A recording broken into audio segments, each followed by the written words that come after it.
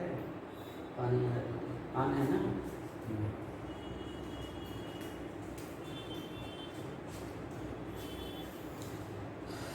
नमस्कार मित्रों, मुख्यमंत्री अभ्युदय क्लासेस के करंट अफेयर्स सेशन में आप सभी का हार्दिक स्वागत एवं अभिनंदन। मित्रों, आशा है कि आप लोग पूरी तल्लीनता से अपनी स्टडी जारी किए होंगे, क्योंकि परीक्षा नज़दीक आ रही है 10 अक्टूबर और 24 अक्टूबर। तो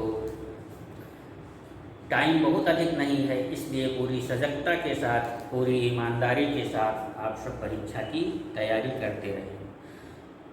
हम लोगों का करंट अफेयर्स का सेशन चल रहा था, तो मई जून 21 की एक्टिविटी समसामयिक घटनाएं टेकअप की जा रही थी।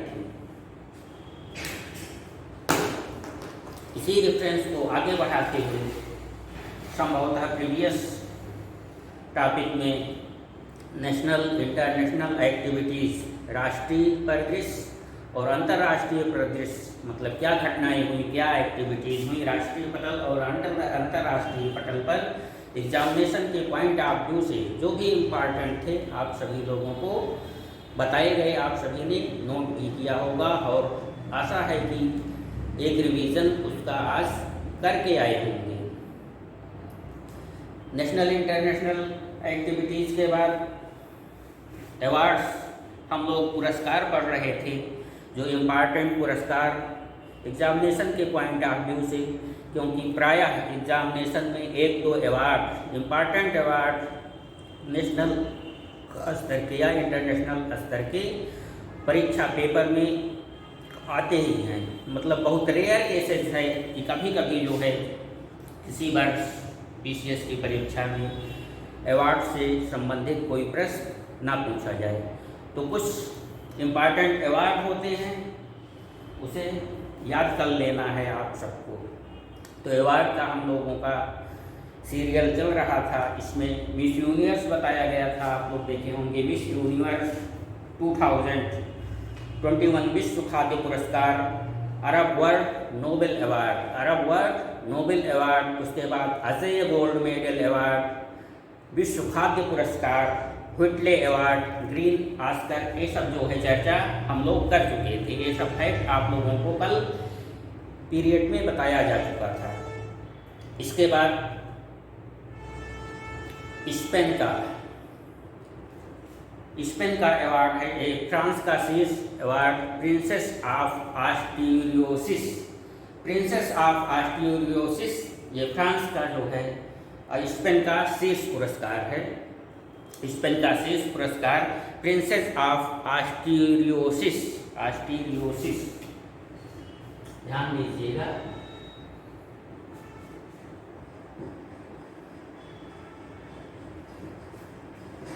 आस्ट्यूरियोसिस अवार्ड, ये स्पेन का जो है शीर्ष अवार्ड है, जो है सोशल साइंसेज के क्षेत्र में दिया जाता है। सोशल साइंसेज के क्षेत्र में स्पेन का शीर्ष अवार्ड आस्ट्यूरियोसिस अवार्ड, ये इसलिए इम्पॉर्टेंट है क्योंकि ये अपने जो है डॉक्टर अमर्त्य सेन को, इकोनॉमिस्ट जो है अमर्त्य सेन, चोटी के इकोनॉमिस्ट, उत्कृष्ट इकोनॉमिक्स हैं, जो है इकोनॉमिक्स के हैं सोशल साइंसेज में। तो सोशल साइंस का अवार्ड चूँकि है, इसलिए जो है इकोनॉमिस्ट डॉक्टर अमर्त्य सेन को जो है ये स्पेन का शीर्ष अवार्ड दिया गया है, इसलिए ये इम्पॉर्टेंट हो जाता है। आप लोग ये एक फैक्ट ध्यान दीजिएगा कि जो अपने कंट्री से रिलेटेड चीज़ें हैं, भारत से, इंडिया से रिलेटेड जो एक्टिविटीज़ हैं जो है उस पर विशेष ध्यान दीजिएगा, क्योंकि परीक्षा पेपर में जो है इंडिया रिलेटेड एक्टिविटीज़ या यूपी है जो है, यूपी PCS है, तो यूपी से रिलेटेड जो इम्पॉर्टेंट घटनाएं हैं उस पर जो है विशेष ध्यान दीजिएगा, क्योंकि IAS के पेपर में इंडिया से रिलेटेड घटनाएं कुछ ज़्यादा ही आती हैं। उसी प्रकार जो है PCS में इंडिया और अपना यूपी स्टेट की क्वेश्चंस जो इम्पॉर्टेंट एक्टिविटीज़ हुई हैं उस पर विशेष फोकस करिएगा। तो इसलिए डॉक्टर अमर्त्य सेन को अपने जो है इकोनॉमिस्ट, चोटी के इकोनॉमिस्ट डॉक्टर अमर्त्य सेन हैं जो है, ये नोबलिस्ट भी रहे हैं। इकोनॉमी के क्षेत्र में नोबल प्राइज़ 1998 का नोबल प्राइज़ जो है ये डॉक्टर अमर्त्य सेन को वेलफेयर स्टेट की अवधारणा के लिए मिला है। और वही पुरस्कार ये प्रिंसेस ऑफ आस्ट्रियोसिस अवार्ड भी डॉक्टर अमर्त्य सेन को इस साल मिला, इसलिए ये इम्पॉर्टेंट हो जाता है। ये कहाँ का अवार्ड है? स्पेन का अवार्ड है जो है सोशल साइंसेज के क्षेत्र में जो है उत्कृष्ट योगदान के लिए। तो सोशल साइंसेज मतलब हिस्ट्री, ज्योग्राफी, पोल, इकोनॉमी, ये सब रिलेटेड होते हैं सोशल साइंसेज से। तो ये इकोनॉमिस्ट हैं, इसलिए जो है विशेष रिसर्च के लिए, योगदान के लिए सोशल साइंस इकोनॉमिस्ट में जो है डॉक्टर अमर्त्य सेन को ये आस्ट्रियोसिस अवार्ड, प्रिंसेस ऑफ आस्ट्रियोसिस अवार्ड जो स्पेन का सर्वोच्च अवार्ड है, इस पर ध्यान दीजिएगा। ऑफ कोर्स न्यूयॉर्क, अमेरिका का, United state of America, USA का शहर है न्यूयॉर्क। तो न्यूयॉर्क में मीडिया प्रकाशन है फॉर्च्यून और फोर्ब्स। आप लोग जो है नाम सुने होंगे, फॉर्च्यून और फोर्ब्स पत्रिकाएं होती हैं, फोर्ब्स और फॉर्च्यून। तो ये प्रकाशन और मीडिया कंपनी है, दोनों ही न्यूयॉर्क की प्रकाशन और मीडिया कंपनी है। और ये दोनों क्या करती हैं? विविध क्षेत्रों में जो है व्यक्तियों की रैंकिंग, कंपनियों की रैंकिंग, ये सब क्रियाकलाप करती हैं। मतलब अपने प्रकाशन में, अपने मैगजीन में जो फॉर्च्यून और फोर्ब्स है, फोर्ब्स जो है आपकी 15 डेज मतलब 15 दिनों में जो है पाक्षिक कह लीजिए, पाक्षिक पत्रिका मैगजीन होती है फोर्ब्स। उसी तरीके से फॉर्च्यून, दोनों ही न्यूयॉर्क की हैं, प्रकाशन और मीडिया समूह, मीडिया कंपनी है। तो विविध गतिविधियों की जो है ये रैंकिंग जो है प्रतिवर्ष निकाला करती हैं। तो फोर्ब्स ने जो है हाल ही में 2021 की ये रैंकिंग, खिलाड़ियों की रैंकिंग, स्पोर्ट्समैन की रैंकिंग जो है विश्व में सबसे अधिक भुगतान पाने वाले खिलाड़ियों की सूची, साल भर में जो है सबसे अधिक भुगतान पाने वाले स्पोर्ट्समैन की रैंकिंग निकाली है, सूची निकाली है जो है। तो मतलब सबसे अमीर, साल भर में जो है सबसे अमीर, एक साल के अंदर सबसे अमीर खिलाड़ियों की सूची जो है। तो ये इम्पॉर्टेंट हो जाता है। क्रोनोलॉजी या सबसे अमीर खिलाड़ी जो है 2021 का फोर्ब्स के अनुसार जो है ये पूछा जा सकता है परीक्षा में, मेनली जो है पीसीएस में इस तरीके से फैक्चुअल क्वेश्चन अधिक ही आते हैं जो है। तो इसमें आपका है कोरोन मैकग्रेगर,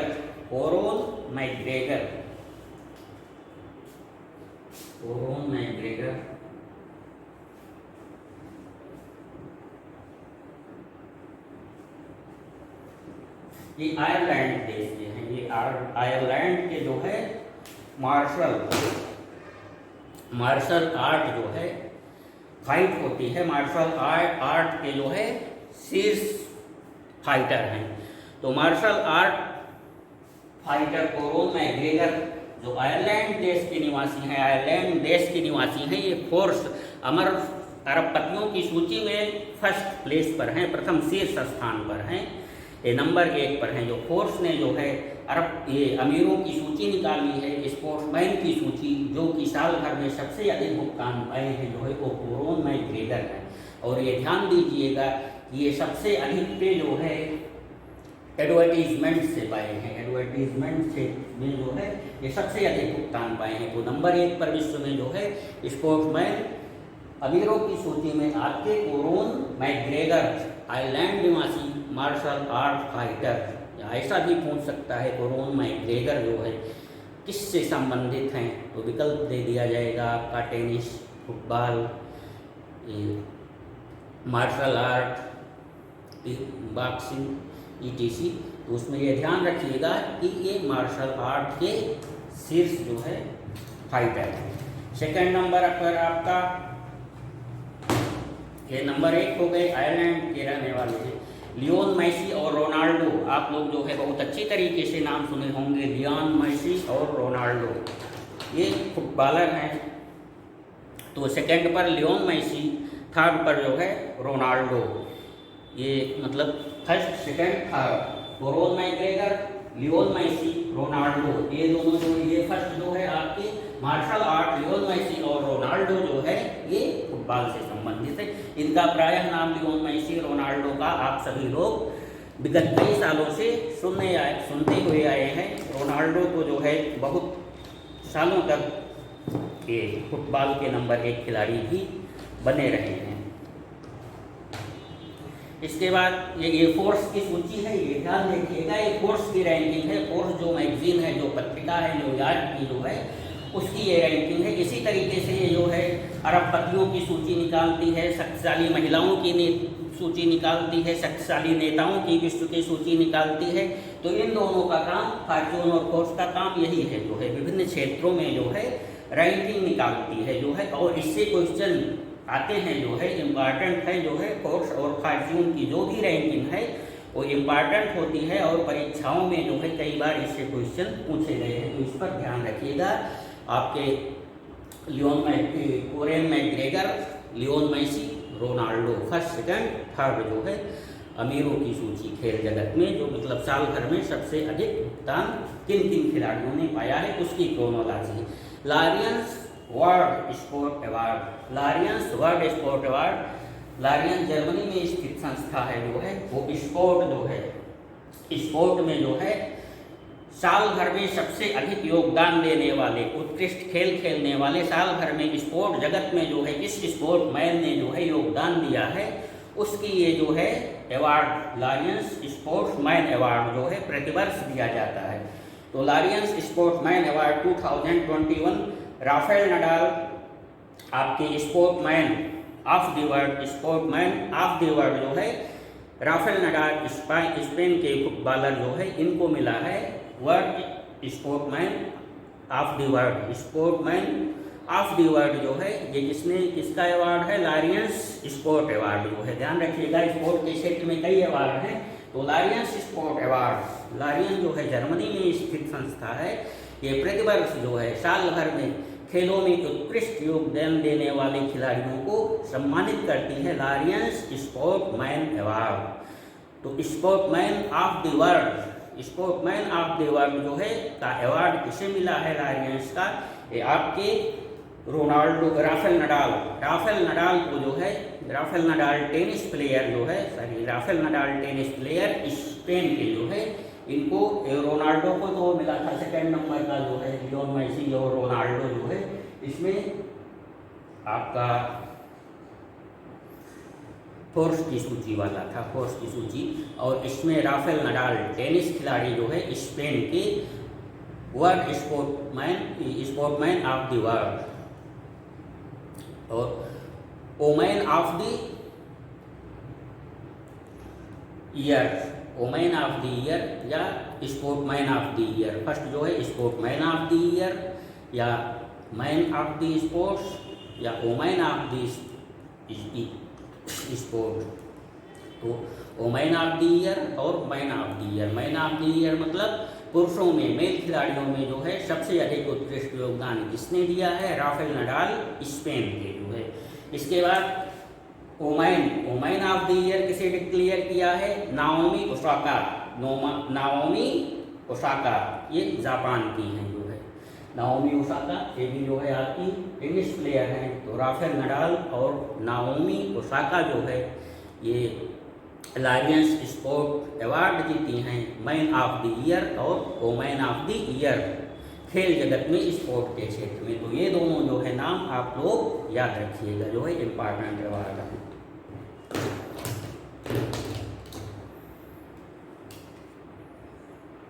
इसके बाद इम्पॉर्टेंट रैंकिंग आती है सेंटर फॉर वर्ल्ड यूनिवर्सिटीज़, एक रैंकिंग आई है important, centre of world universities, मतलब वर्ल्ड के पूरे वर्ल्ड में जो उत्कृष्ट विश्वविद्यालय हैं, यूनिवर्सिटीज़ हैं जो है, उसकी जो है क्रोनोलॉजी आई है।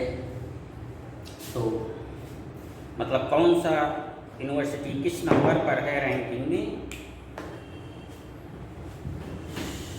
इसकी सूची जारी की गई है, उस पर ध्यान दीजिएगा। हार्वर्ड यूनिवर्सिटी फर्स्ट जो है,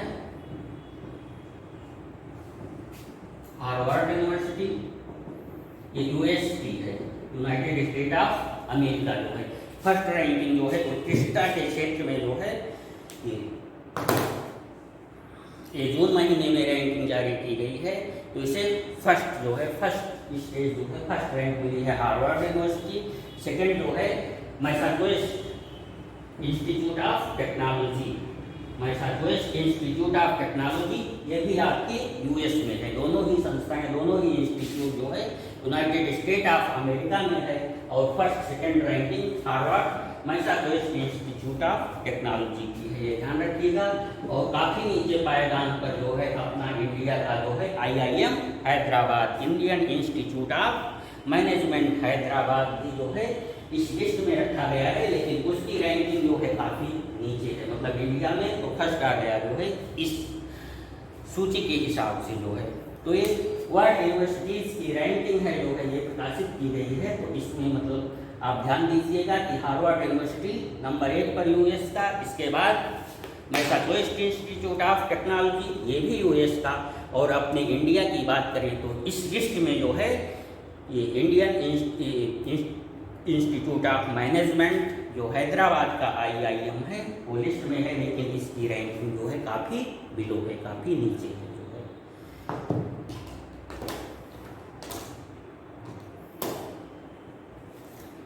एक फैक्ट और ध्यान दीजिएगा,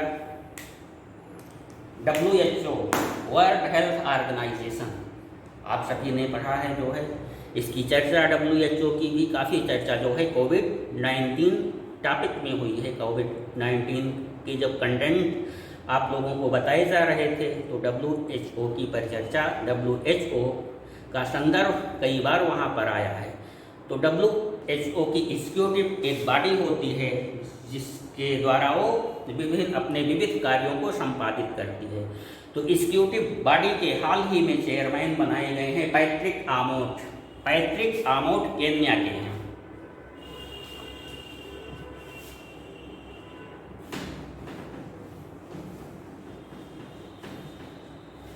WHO World Health Organization executive body जिसके माध्यम से जो है WHO कार्य करती है। एग्जीक्यूटिव बॉडी कार्यकारिणी परिषद, इसके चेयरमैन जो है बनाए गए हैं पैट्रिक आमोट।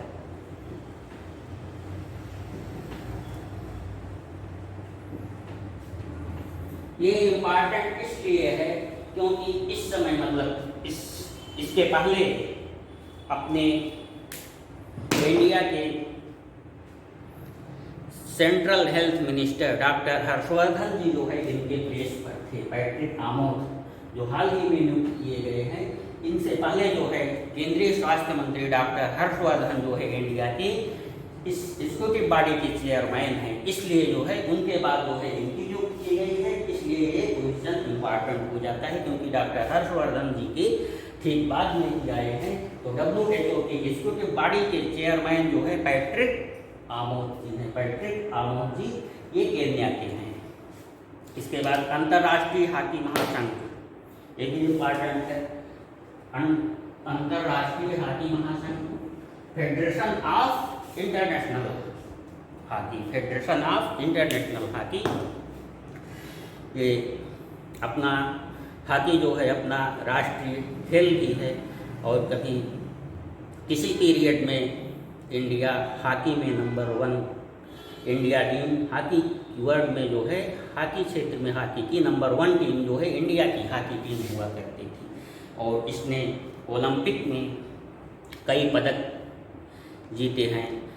तो अपना राष्ट्रीय खेल हॉकी है जो है, तो इसके वर्ल्ड इंडियन तो ये world international FIH federation of International hockey जो है इसके अध्यक्ष अपने इंडिया के हुए हैं नरेंद्र बत्रा। नरेंद्र बत्रा जो है, नरेंद्र बत्रा जी जो है इंडिया के हैं, नरेंद्र बत्रा।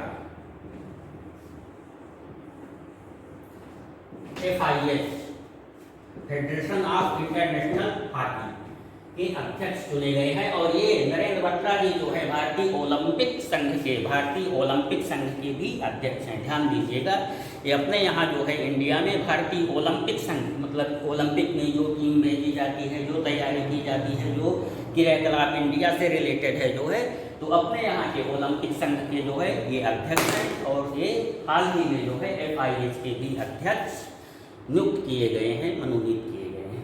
ठीक, इसके बाद फैक्ट, एवरेस्ट जो है हिमालय पर्वत की दुनिया की सबसे ऊंची चोटी है, जिसकी ऊंचाई आप सभी लोग जानते होंगे 6-7 की सोशल साइंसेज के बुक्स में एवरेस्ट की ऊंचाई दी रहती है 8,848 मीटर जो है 8,848 मीटर। लेकिन उस लंबाई में कभी कभी विवाद हो जाता है, बर्फ के कारण जो है उसकी चोटी कुछ बढ़ जाती है, तो इसमें कुछ कंफ्यूजन आ जाता है कि मतलब 8,848 से भी ऊंची है। लेकिन आप लोग जाने रहिए कि 8,848 मीटर जो है ये ऊंचाई एवरेस्ट चोटी नेपाल में स्थित है। तो इस पर बहुत सारे पर्वतारोही जो है अभियान करते हैं, चढ़ाई करते हैं।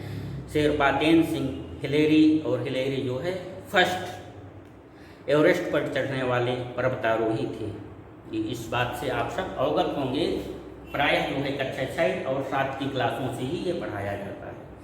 तो अभी 25वीं बार मतलब एवरेस्ट पर नेपाल के जो है पर्वतारोही हैं कामी रीता, नाम याद रखिएगा, कामी रीता।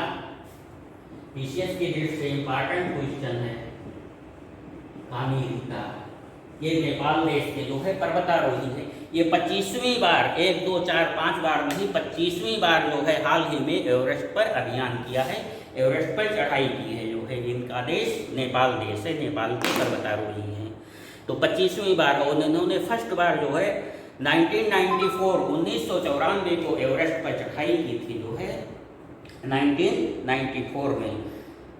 और 1919 में मतलब लगभग 2 साल पहले 1919 में जो है एक ही महीने में 2 बार एवरेस्ट फतह किए थे। एक ही महीने में 2 बार एवरेस्ट पर चढ़ाई की थी। तो ये फैक्ट आप याद रखिएगा। एवरेस्ट विजेता 25वीं बार जो है, एवरेस्ट विजेता कौन बने हैं लगातार 25वीं बार? एक आपके कामी रीता नेपाल देश की निवासी हैं। और एक ही महीने में सन 1919 में एक ही महीने में 2 बार जो है एवरेस्ट विजेता बनने वाले कौन सा पर्वतारोही है? तो कामी रीता याद रखिएगा। तो ये सारे कुछ इम्पॉर्टेंट एग्जामिनेशन के पॉइंट ऑफ व्यू से कुछ फैक्ट हैं जिन पर आप ध्यान दीजिएगा। अंतर्राष्ट्रीय जैव विविधता दिवस 22 मई। इसके पहले बताया गया था कि ये चूँकि जो है मई और जून के करंट अफेयर्स एक्टिविटी चल रही हैं, तो 5 जून को विश्व पर्यावरण दिवस बताया गया था आपका। तो 22 मई 22 जो है जैव विविधता दिवस, अंतर्राष्ट्रीय जैव विविधता दिवस मनाया गया है। जैव विविधता भी जो है एनवायरनमेंट से ही संबंधित है, जिसको आप लोग अच्छी तरीके से जानते हैं। संयुक्त राष्ट्र का सतत परिवहन सम्मेलन, मतलब परिवहन पर जो है, सस्टेनेबल परिवहन पर जो है एक सम्मेलन आयोजित किया जाएगा अक्टूबर महीने में, अक्टूबर 2021 में जो है। और ये कहाँ आयोजित होगा? चाइना में आयोजित होगा। हाल ही में घोषणा की गई है। तो आपके टॉपिक में, जीएस के टॉपिक में सम्मेलन समारोह भी हैं, समितियाँ भी हैं। तो सम्मेलन में जो है अंतर्राष्ट्रीय सतत परिवहन सम्मेलन उसी परिप्रेक्ष्य में है, ये चाइना में अक्टूबर महीने में आयोजित किया जाएगा। ब्रिक्स के जो है जून महीने में ब्रिक्स के विदेश मंत्रियों का सम्मेलन हुआ है, मंत्री स्तरीय सम्मेलन जो है ये ब्रिक्स BRICS।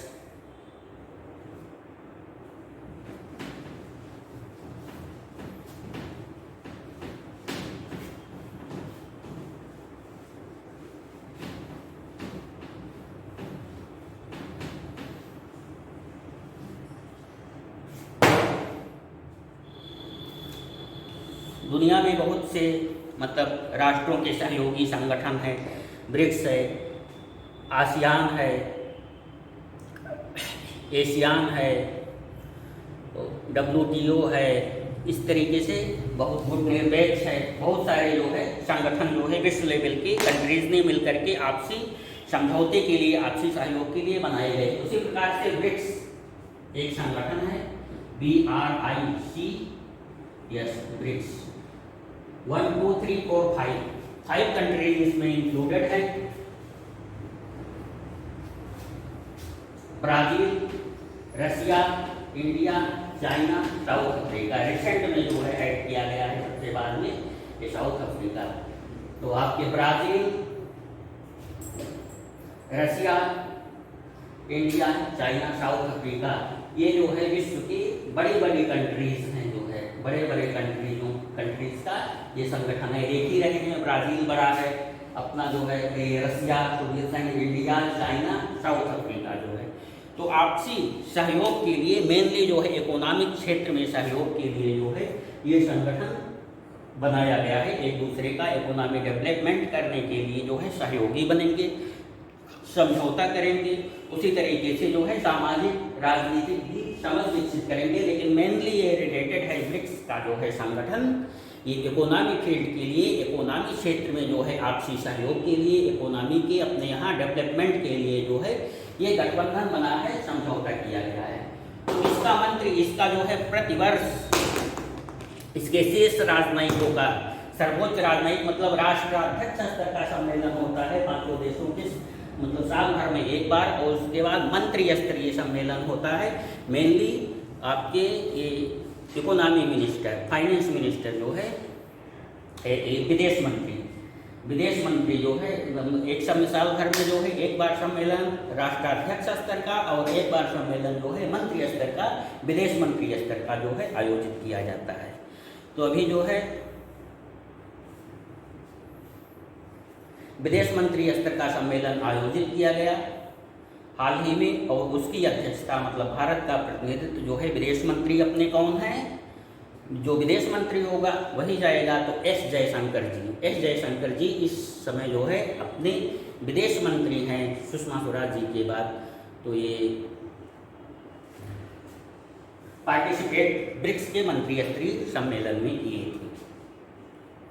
इसके बाद माउंट नीरागोंगो ज्वालामुखी, एक फैक्ट है, माउंट नीरागोंगो ज्वालामुखी वोल्केनो,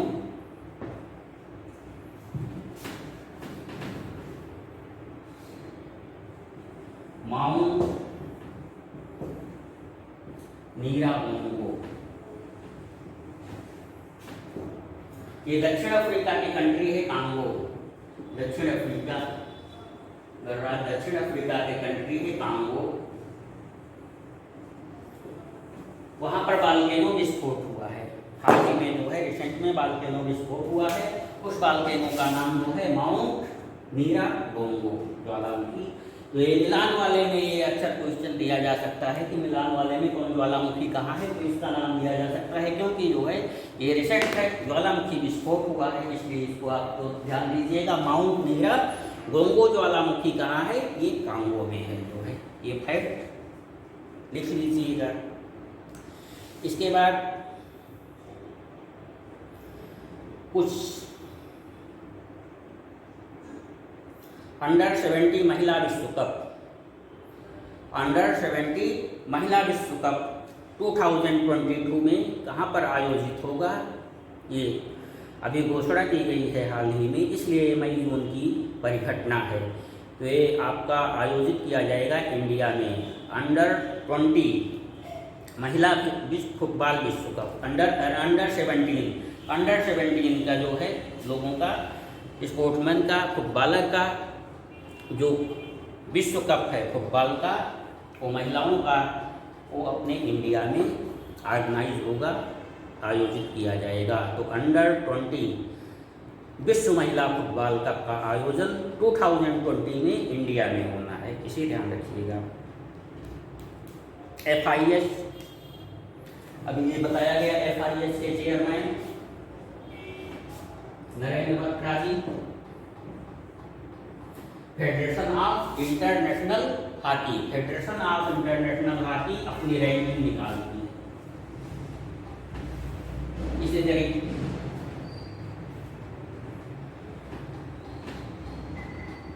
फेडरेशन फुटबॉल की भी रैंकिंग वर्ष निकाली जाती है अंतर्राष्ट्रीय स्तर पर, उसी प्रकार से हॉकी की भी रैंकिंग निकलती है। तो ये पुरुषों की टीम और महिलाओं की टीम अलग अलग, पुरुषों की टीम पुरुष हॉकी, महिला हॉकी।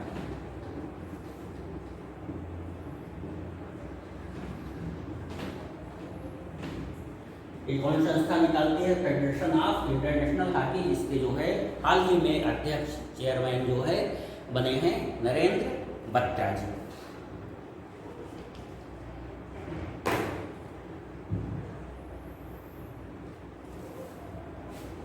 पुरुष hockey Belgium Bharat,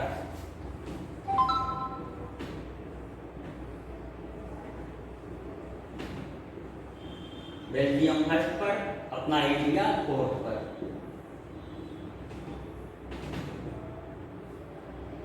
federation of International hockey की रैंकिंग जो है अपनी इंडिया की जो है पुरुष हॉकी टीम ये 4th नंबर पर है और बेल्जियम की पुरुष हॉकी जो है 1st नंबर पर है। इसीलिए इसी प्रकार जो है महिलाओं में न्यूजीलैंड की रैंकिंग, न्यूजीलैंड हॉकी टीम जो है विश्व में नंबर 1 पर है इस FIH के अनुसार, और अपनी इंडिया की महिला हॉकी टीम, महिलाओं के सेक्टर में महिला हॉकी टीम जो है 9th नंबर पर है। ये मतलब पिछले साल की अपेक्षा जो है इसमें डिग्रेडेशन हुआ है, ये 9th से ऊपर का जो है, जबकि पिछले बार भी इंडिया हॉकी टीम की पोजीशन 4th पर थी, उसने जो है इस बार भी अपना मेंटेन रखा है। पुरुष हॉकी टीम जो है 4th पर और ये महिला हॉकी टीम खिसक करके जो है और नीचे आकर के 9th नंबर पर आई है। तो ये ध्यान दीजिएगा कि नंबर 1 टीम जो है पुरुष हॉकी की बेल्जियम और महिला हॉकी की न्यूजीलैंड है जो है, और अपनी इंडिया की रैंकिंग क्रमशः 4th और 9th जो है। FIH की रैंकिंग है Federation of International hockey.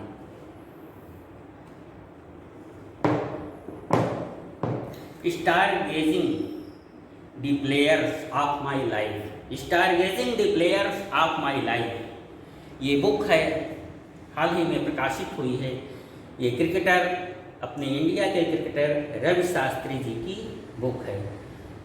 Ravi Shastri, star gazing player of my life. Star gazing मतलब जो है दिन में तारे देखना, इस तरीके के होता है कि जो बहुत उड़ते हैं जो है, बहुत सपने देखते हैं जो है, उसका सेंस इस तरीके से। तो रवि शास्त्री जी ने जो है star gazing players in my life of my life जो है ये बुक है, ये ध्यान रखिएगा। रवि शास्त्री चूँकि इंडिया के रवि शास्त्री हैं, इसलिए जो है ये बुक पर आप लोग नज़र रखिएगा। अब कुछ जो है साइंस, विज्ञान और टेक्नोलॉजी के क्षेत्र में इंटरनेशनल स्तर पर जो है मई जून के महीने में क्या घटनाएं घटित हुई हैं। तो Mars rover mission, Mars rover, हाल ही में चाइना ने जो है मंगल ग्रह पर एक अभियान किया है जो है, उसने मार्स रोवर की लैंडिंग कराई है जो है। मार्स रोवर मंगल ग्रह पर जो है अन्वेषण के लिए मार्स रोवर भेजा है और वो सफलतापूर्वक जो है मार्स प्लेनेट, मार्स उपग्रह पर, मार्स पर ग्रह पर जो है वो लैंड कर चुका है, सफलतापूर्वक लैंड किया है। तो मार्स रोवर जो है अभी हाल ही में जो है चाइना ने मंगल ग्रह पर मार्स रोवर का सफलतापूर्वक अभियान संपादित किया, और ऐसा करने वाला यह दुनिया का दूसरा देश हुआ है। इसके पहले जो है ऐसी सफलता केवल अमेरिका को ही मिल पाई है। तो अमेरिका फर्स्ट जो है, 1st नंबर पर मार्स रोवर जो है सबसे पहले अमेरिका का सफलतापूर्वक जो है भेजा गया। इसके बाद हाल ही में जो है चाइना 2nd नंबर की कंट्री बना मंगल ग्रह पर रोवर भेजने के लिए, भेजने वाला चाइना की महासागर अवलोकन उपग्रह। महासागर अवलोकन उपग्रह मतलब महासागरीय परिस्थितियों की, मौसम की, जलवायु की जो है अध्ययन करने के लिए जो है महासागरीय उपग्रह जो है, महासागरीय अवलोकन उपग्रह, महासागर की स्थिति का अवलोकन करने के लिए जो है चाइना ने एक उपग्रह भेजा है जो है, जिसका नाम है हैरांग, आपका हेयांग 2D। हेयांग 2D जो है उपग्रह चाइना ने लॉन्च किया है। महासागरीय, उसका महासागरीय अवलोकन उपग्रह है। महासागरीय स्थिति को पर ध्यान रखने के लिए, नज़र रखने के लिए, उस क्षेत्र में अनुसंधान करने के लिए। तो मेनली इसका कॉन्सेप्ट मौसम की गतिविधियों से है। महासागर की जलवायु में किस प्रकार की गतिविधियाँ हैं, कैसा जलवायु, कैसा मौसम बनाए, मतलब वहाँ पर डेवलप हो रहा है। तो मौसम को चेतावनी के लिए मेनली ये आपका हेयांग 2D उपग्रह जो है हाल ही में चाइना का ने लॉन्च किया है। चाइना का उपग्रह है। तो ये जो है मई जून महीनों की जो है साइंस और टेक से संबंधित रिलेटेड घटनाएँ थी। तो लगभग आपका इंटरनेशनल पोर्शन समाप्त होता है। तो नेशनल हम लोग जो है मई जून महीने के national portion, international portion study कर चुके हैं, जो कि एग्जामिनेशन के पॉइंट ऑफ व्यू से इम्पॉर्टेंट बनते हैं। इसके बाद हम आप सभी लोगों को बहुत पहले ही बता चुके थे, और आप लोग जो है जानते होंगे, इस बात पर ध्यान दिए होंगे कि करंट अफेयर्स को के टॉपिक डिवाइड किए गए हैं। टॉपिक वाइज इसका जो है सेक्टर वाइज डिवीज़न किया गया है। तो फर्स्ट जो था जो है आपका नेशनल इवेंट्स, राष्ट्रीय प्रदेश नेशनल एक्टिविटीज़। सेकेंड नंबर पर जो है इंटरनेशनल एक्टिविटीज़। इसके बाद थर्ड पर जो है आर्थिक वाणिज्यिक गतिविधियाँ जो है इकोनॉमिक कॉमर्शियल एक्टिविटीज़। तो हमारा लगभग हम लोगों का मई जून महीने का जो घटनाएं हैं, मेन घटनाएं हैं नेशनल और इंटरनेशनल स्तर की, वो लगभग फिनिश होती हैं। और अब हम लोग आते हैं, मूव करते हैं जो है इकोनॉमिक कॉमर्शियल एक्टिविटीज़ पर। विश्व के मतलब भारतीय और विश्व परिदृश्य में जो है क्या क्या आर्थिक गतिविधियाँ हुई, इस पर जो है एक लिस्ट डालते हैं। क्या क्या इम्पॉर्टेंट फैक्ट आपके एग्जामिनेशन के पॉइंट ऑफ व्यू से मई जून के महीने में हुई जो है, जो कि इम्पॉर्टेंट है। यहाँ पर भी ध्यान रखिएगा कि जो अपने देश से रिलेटेड आर्थिक गतिविधियाँ हैं, वही क्वेश्चन जो है ज़्यादातर पूछे जाते हैं। मतलब इंटरनेशनल की टचिंग जो है, इंटरनेशनल स्तर की टचिंग बहुत कम होती है। मतलब इंडिया की जो आर्थिक वाणिज्यिक घटनाएं हैं, एक्टिविटीज़ हैं जो है, वही प्रायः जो है एग्जामिनेशन में पूछी जाती है। तो इस पर हम लोग चलिए आज स्टार्ट कर दिया जाए।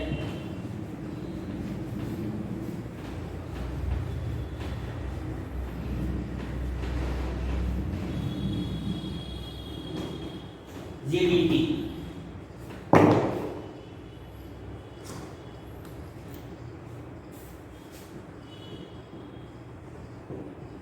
आरबीआई जो है अपनी शीर्ष बैंकिंग संस्था, बैंकिंग रेगुलेटरी संस्था आरबीआई है जो इसकी जो है, और एक प्रति 3 महीने में जो है त्रैमासिक रिपोर्ट अर्थव्यवस्था के क्षेत्र में जो है त्रैमासिक रिपोर्ट जारी करती है। 3 मंथली जो है त्रैमासिक रिपोर्ट, मतलब मीन्स जो है साल भर में 4 बार जो है आर्थिक गतिविधियों से संबंधित आंकड़े रिपोर्ट जो है जारी करती है। तो अंतिम जो है ये वित्तीय वर्ष फाइनेंशियल जनवरी फरवरी मार्च जो है फाइनेंशियल का, ये मार्च महीने में जो है अंतिम तिमाही चल रहा है। जनवरी फरवरी मार्च मतलब अंतिम, जनवरी फरवरी मार्च। तो 31 मई को जो है इसने आरबीआई ने रिपोर्ट जारी किया है। ये इस मतलब सेक्टर वाली आखिर अंतिम त्रैमास वाली, जनवरी फरवरी मार्च में फिनिश हो जाएगा फाइनेंशियल ईयर जो है। तो इसकी जो है त्रैमासिक रिपोर्ट जारी किया है, अंतिम त्रैमासिक रिपोर्ट। और ये अंतिम नहीं है, अनंतिम है, मतलब अंतिम नहीं है। इसके बाद भी मतलब फाइनली ये अनुमानता है जो है, फाइनली जो है बाद में इसे रिवाइज किया जाएगा इस रिपोर्ट को। तो जीडीपी सेक्टर में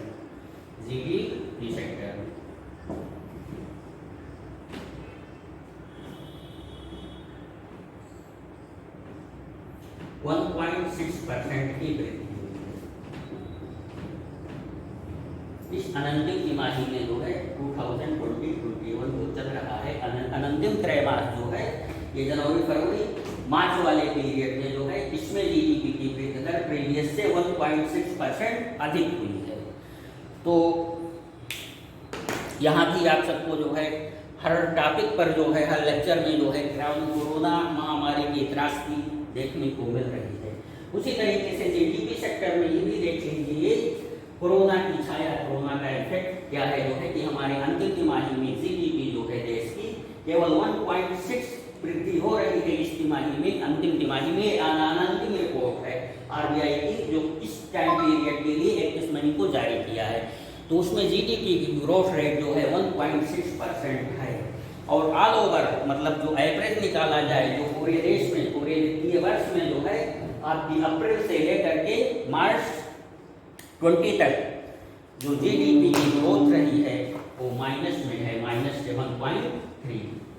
ये ऑल ओवर जो है जीडीपी ग्रोथ पूरे फाइनेंशियल ईयर 2020-21 के लिए जो है -7.3 है, माइनस में है। मतलब प्रीवियस की अपेक्षा इसमें डिग्रेडिएशन होता हुआ है जो है, जीडीपी में वृद्धि नहीं हुई है, बल्कि ये जो है डिग्रेडिएशन होकर के इसमें ये माइनस में चला गया है, -7.3 जो है ऑल ओवर 2021 फाइनेंशियल ईयर की जो है। और ऐसा क्यों हुआ है? ऐसा कोरोना त्रासदी के कारण हुआ है। सारी आर्थिक वाणिज्यिक गतिविधियां जो है ठप पड़ गई देश की जो है, इसलिए अपना जीडीपी ग्रोथ रेट जो है माइनस में चला गया 2021 में। और ऐसा 1952 के बाद, मतलब 40 वर्षों के बाद जो है ये पहली ऐसी स्थिति बनी है 1952 के बाद, जब इतने बिलो स्तर पर जो है किसी फाइनेंशियल ईयर में जो है देश की इकोनॉमी, देश की जीडीपी गई है। जीडीपी यहाँ बताने की आवश्यकता नहीं है, आप सभी को इकोनॉमी की मैडम बहुत अच्छी तरीके से जीडीपी आपका राष्ट्रीय आय, सकल घरेलू उत्पाद, शुद्ध राष्ट्रीय आय, ये सब कॉन्सेप्ट है इकोनॉमी के जो है ये डेवलप की होंगी, पढ़ाई होंगी, बताई होंगी अच्छी तरीके से। तो जीडीपी आपका जो है डोमेस्टिक प्रोडक्शन जो है, सकल घरेलू उत्पाद, जो देश की सीमाओं के अंदर जो है वस्तुएं और सेवाएं, जो देश के अंदर उत्पादित वस्तुएं और सेवाएं होती हैं, उसका अंतिम मूल्य जो है वही पूरे देश का जीडीपी होता है। घरेलू सीमाओं के अंदर जो है, देश के घरेलू बॉर्डर के अंदर जो है, तो जीडीपी इकोनॉमी अच्छी होती है कि जब जीडीपी ग्रोथ करती है, वस्तु का अधिकाधिक उत्पादन हो, सेवाओं का अधिकाधिक उत्पादन हो, प्रोडक्शन हो। लेकिन कोरोना त्रासदी के कारण जो है ऐसा हो नहीं सका, इसलिए इकोनॉमी जो है जीडीपी आपका वस्तुओं और सेवाओं का उत्पादन नहीं हो सका, इसलिए जीडीपी जो है स्वाभाविक रूप से औंधे मुंह गिर गई, माइनस में चली गई अपने इंडिया की इकोनॉमी। केवल कृषि क्षेत्र में, विभिन्न क्षेत्रों में भी इसने रिपोर्ट दिया है कि कौन कौन से सेक्टर हैं, मैन्युफैक्चरिंग है, एग्रीकल्चर है, सेवा क्षेत्र में जो है जीडीपी कैसी रही है। तो इसमें एग्रीकल्चर में केवल पॉजिटिव आई है जीडीपी ग्रोथ, एग्रीकल्चर सेक्टर में जो है 3.6% रही है। मतलब 3.6 की जो है 2021 में 3. एग्रीकल्चर सेक्टर में जो है ये 3.6 एग्रीकल्चर, कृषि जो है कृषि मत्स्य की जो है प्राथमिक सेक्टर है, तो इसमें केवल जो है 3.6 की बढ़ोतरी हुई है। खनन एवं उत्खनन में 8.5 की प्रीवियस ईयर के जो है 1920 के जो है ये कंपैरिजन में इस साल वृद्धि जो है, मतलब इससे इस साल वृद्धि जो है ये 2021 में था, ये प्रीवियस से जो है 3.6% की जो है प्राथमिक क्षेत्र में कृषि आपका वानिकी और मत्स्य कृषि वानिकी मत्स्य में जो है 3.6% प्लस ये पॉजिटिव है। कितनी की वृद्धि हुई है? आपके खनन एवं उत्खनन में भी माइनस रहा है, -8.5, खनन एवं उत्खनन में -8.5। इसी प्रकार से जो है सेवा क्षेत्र में व्यापार, होटल, संचार आदि जो है सेवाएं होती हैं, इस सेक्टर में भी जो है -1.9 की वृद्धि हुई है। और मैन्युफैक्चरिंग सेक्टर में आपकी -7.2।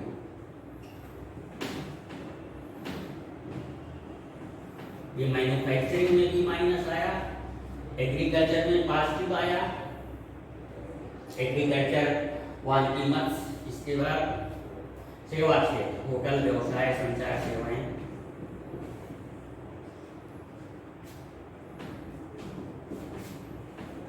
व्यवसाय संचार सेवाएं के क्षेत्र में।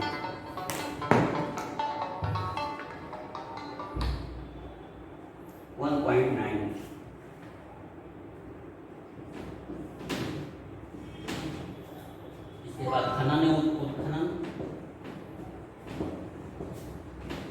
इसमें भी आपका नेगेटिव आया, 8.7 करके जो है नेगेटिव में।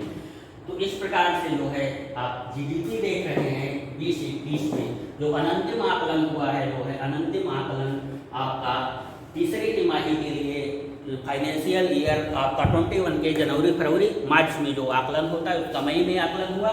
जनवरी फरवरी मार्च के लिए अंतिम त्रैमासिक जो है रिपोर्ट आई है आरबीआई की, उसमें जो है जीडीपी में केवल 1.6% की वृद्धि दिखाई गई है कि इतना वृद्धि होने का अनुमान है। तो ऑल ओवर जब ये परसेंट मतलब एवरेज निकालेंगे पूरा सार, तो ये अनुमान है जो है कि जीडीपी अपने देश की जीडीपी जो है ये माइनस में गई है, -7.3 जो है देश की जीडीपी रहेगी 2020-21 में। और विविध सेक्टरों की मतलब ये ग्रास जो है जीडीपी क्यों कम रही, क्योंकि केवल एग्रीकल्चर में 3.6, मैन्युफैक्चरिंग में माइनस में हम हैं, खनन एवं उत्खनन में माइनस में चले गए हैं, होटल में भी, ये सेवाओं में लगभग थोड़ा सा ही जो है पॉजिटिव हुआ है 1.9 का। तो लगभग सारे क्षेत्रों में जो है गिरावट आई है। जो है गिरावट क्यों आई है, क्योंकि कोरोना पीरियड में सारी औद्योगिक वाणिज्यिक गतिविधियाँ सारी सेवाएं बंद रही, जो है कुछ भी प्रोडक्शन नहीं हुआ, तो सारे क्षेत्र जो है नेगेटिव दिखा रहे हैं। ये केवल एग्रीकल्चर सेक्टर है जो खेती बारिश होती रही, उत्पादन हुआ, जो है उत्पादन बढ़ा, जो है इसलिए ये पॉजिटिव है जो है। और लगभग सारे जो है इम्पॉर्टेंट सेक्टर और सेक्टर जो है उनकी प्रगति जो है, उनका प्रोडक्शन माइनस में ही रहा कोरोना के कारण। तो ऑल ओवर अपने कंट्री की जीडीपी जो है माइनस चली गई, -7.3%। और ये इंडिया की नहीं, जो है लगभग प्रत्येक कंट्रीज की जो कोरोना त्रासदी से प्रभावित रही, यही स्थिति रही है। तो ये स्थिति आई 1952 के बाद पहली बार 2021 फाइनेंस ईयर में जो है जो जीडीपी देश की इतनी अधिक हो रही है। तो मित्रों, इस तरीके से जो है आपका अभी इकोनॉमी पोर्शन जो है चलेगा। इसके बाद जो मई जून महीने के छोटे छोटे फैक्ट हैं जो हम टॉपिक्स बताए हैं, खेल परिदृश्य है, खेल के हैं जो मतलब इम्पॉर्टेंट नियुक्तियाँ हुई हैं, इम्पॉर्टेंट स्थल हैं, जो है ये सब हम लोग या कुछ विविध जो है आदि इम्पॉर्टेंट किताबें हैं, ये सब मई जून महीने के कुछ शेष रह जाते हैं। अभी इस पर आपका 2 लेक्चर और चलेगा। तो मई जून महीने का करंट अफेयर्स का पोर्शन आपका 2 लेक्चर में फिनिश हो जाएगा। तो आशा है कि आप सभी लोग आज जो लेक्चर दिया गया है उसे वीडियो ध्यानपूर्वक सुनेंगे और अपनी नोटबुक पर इसे नोट करने रहेंगे। ये सारे जो है इम्पॉर्टेंट फैक्ट्स हैं जो है। तो जो इंडिया से रिलेटेड फैक्ट्स हैं, जो अपनी यूपी से रिलेटेड फैक्ट्स हैं, उस पर अधिक ध्यान दीजिएगा। बहुत बहुत धन्यवाद मित्रों, थैंक्स।